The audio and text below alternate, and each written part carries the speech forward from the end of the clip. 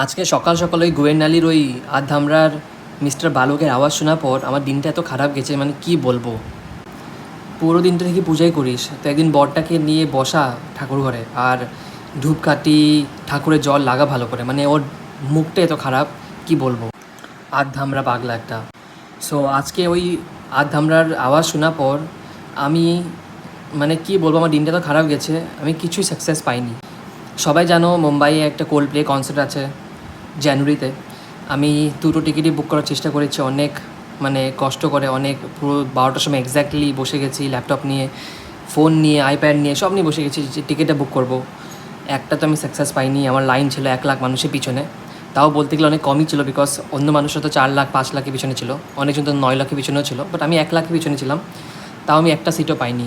পরে গিয়ে আরেকটা স্লট অ্যাড করো, তাও আমি পাইনি। সো মনটা খারাপ এই আধামরা মিস্টার বালকের জন্য, মানে কি বলবো আর।